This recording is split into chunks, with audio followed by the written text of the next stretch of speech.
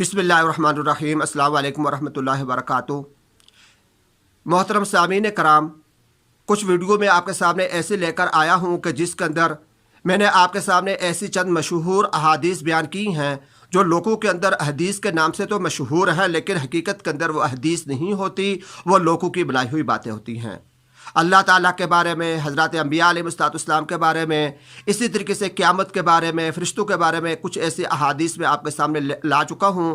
आज मैं आपके सामने इल्म और उलमा के बारे में कुछ ऐसी अहादीस बयान करूँगा कि जिनके मुतालिक लोगों के अंदर ये बात मशहूर है कि यह हदीस है, लेकिन हकीकत के अंदर वो हदीस नहीं होती, वो लोगों की बातें होती हैं।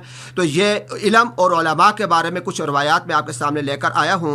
सबसे पहले इल्म के बारे में एक मौजू हदीस में आपके सामने बयान करता हूँ। मशहूर हदीस है कि हुज़ूर अलैहिस्सलाम ने इरशाद फरमाया कि माँ की गोद से कब्र तक इल्म हासिल करो, माँ की गोद से कब्र तक इल्म हासिल करो। इसको हदीस के तौर पर बयान किया जाता है, लेकिन इसके बारे में मुहद्दिसीन लिखते हैं कि ये हदीस नहीं है।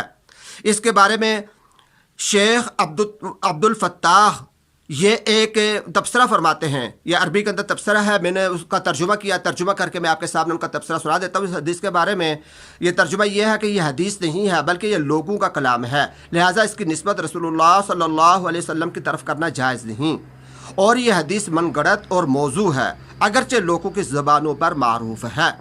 तो यह भी हदीस नहीं है। इस हदीस को, ऐसी बात को हदीस कहकर बयान करना, इससे बचा जाए। उलमा के बारे में कुछ अहादीस में आपके सामने लाता हूँ। नंबर 1, यह हदीस है कि हुज़ूर ने फरमाया कि उलमा उम्मती का अंबिया बनी इसराइल, कि मेरी उम्मत के उलमा बनी इसराइल के अंबिया की तरह हैं। यह हदीस मशहूर है, लोग इसको बयान करते हैं। इसके बारे में भी फरमाते हैं कि यह हदीस मौजू है, इस किस्म की कोई बात हुज़ूर पाक अलैहिस्सलाम ने इरशाद नहीं फरमाई, बयान नहीं फरमाई।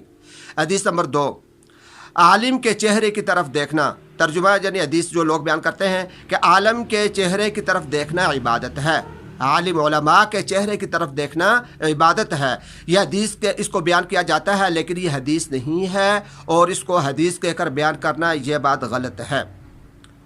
हाँ, अलबत्ता फरमाते हैं इमाम तिबरानी और इमाम हाकिम रहमतुल्लाह अलैह ने सैयदना हज़रत अब्दुल्लाह इब्न मसूद और सैयदना हज़रत इमरान इब्न हुसैन रज़ी अल्लाह तआला अन्हु से यह हदीस रवायत की है।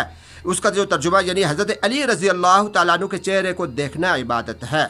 आगे चलकर लिखते हैं कि अगरचे ये बात खुद मुख्तलिफ फ़ी है, इसमें भी इख्तलाफ है कि यह हदीस है या नहीं हज़रत अली रज़ी अल्लाह तआला अन्हु के बारे में, लेकिन उलमा के बारे में ये हदीस बयान करना कि उलमा के चेहरे को देखना इबादत है, हुज़ूर ने बयान फरमाया, ये बात गलत है, इस बात से एहतराज़ किया जाए। हदीस नंबर 3, तर्जुमा करता हूँ कि आलिम का सोना, एक आलिम जो है उसका सोना इबादत है। यह भी बहुत मशहूर हदीस के तौर पर इसको बयान किया जाता है। तो ये बात भी कहते हैं कि बिल्कुल गलत है, कि ऐसी बात कोई भी नहीं है। हुज़ूर अलैहिस्सलाम ने ऐसी बात नहीं बयान फरमाई कि यह हदीस है। हाँ, अलबत्ता हदीस में यह आता है कि रोज़ादार की नींद इबादत है। रोज़ादार, एक रोज़ा रखने वाला जो इंसान है, अगर वो सोता है तो उसकी नींद जो है वो इबादत है।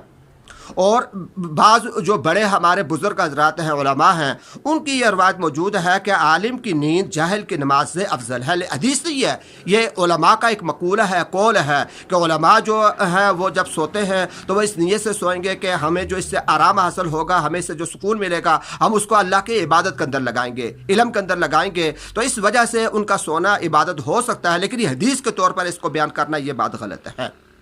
हदीस नंबर 4, तर्जुमा करता हूँ, अहले जन्नत में भी उलमा की तरफ मोहताज होंगे, और वह इस तरह के अहले जन्नत हर जुमा को अल्लाह ताला का दीदार करेंगे, तो अल्लाह ताला इनसे फरमाएंगे कि मांगो मुझसे जो चाहो। तो अहले जन्नत उलमा की तरफ मुतवज्जह होंगे और इनसे कहेंगे कि हम अपने रब से क्या मांगें, तो उलमाए किराम इनसे कहेंगे कि फ़लाँ फ़लाँ चीज़ मांगो।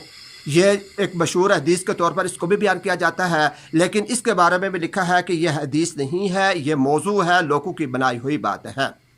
हदीस नंबर 5, आप सल्लल्लाहु अलैहि वसल्लम ने फरमाया, जिसने उलमा की ज़ियारत की गोया उसने मेरी ज़ियारत की, और जिसने उलमा से मुसाफ़ा किया गोया उसने मुझसे मुसाफ़ा किया, और जो उलमा के पास बैठा गोया वो मेरे पास बैठा, और जो दुनिया में मेरे पास बैठा तो क़यामत के दिन भी इसको मेरे पास बिठाया जाएगा। یہ ایک حدیث کے طور پر اس کو بیان کیا جاتا ہے۔ اس کے بارے میں بھی علامہ سیوطی رحمۃ اللہ علیہ، ملا علی قاری رحمۃ اللہ علیہ، علامہ شوکائی رحمۃ اللہ علیہ، حافظ الجلوئی رحمۃ اللہ علیہ اور ابن العراق رحمۃ اللہ علیہ، یہ سارے کے سارے محدثین نے اس کو موضوع بے بنیاد قرار دیا ہے کہ اس قسم کی کوئی حدیث نہیں ہے، اس کو حدیث کے نام پر بیان کرنا غلط ہے۔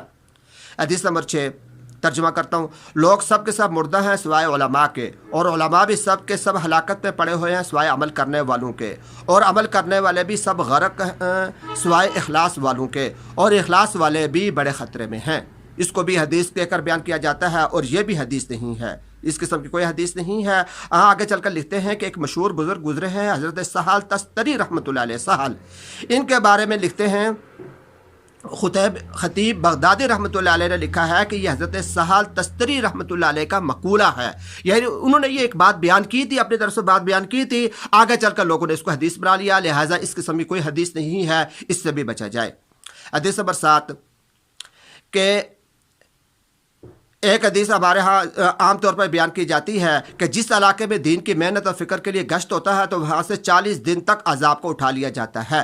تو یہ بات مشہور ہے کہ جہاں پر دین کی محنت ہوتی ہے 40 دن وہاں پر قبرستان والوں پر اللہ کا عذاب نہیں ہوتا، اس کو حدیث کے طور پر بیان کیا جاتا ہے۔ تو اس کے بارے میں بھی لکھا ہے کہ یہ حدیث نہیں ہے، لوگوں کی بنائی ہوئی باتیں ہیں، اس سے بھی احتراز کیا جائے، یہ ایسا نہ کہا جائے کہ جہاں پر یہ اس قسم کا کام ہوتا ہے تو وہاں پر جو ہے اللہ پاک عذاب کو اٹھا لیتے ہیں، یہ بات بالکل غلط ہے۔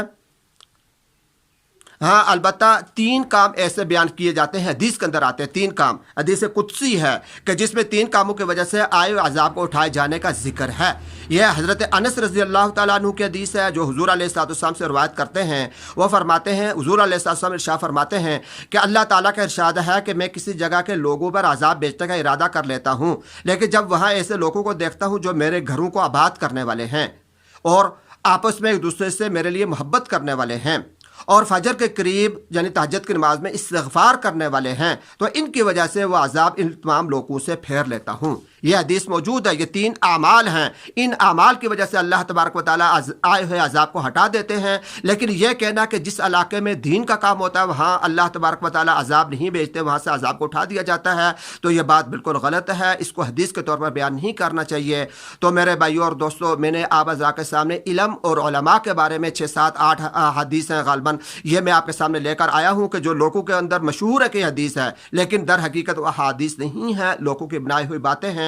اللہ تبارک و تعالی ہم سب کو اس سے بچنے کی توفیق عطا فرمائے۔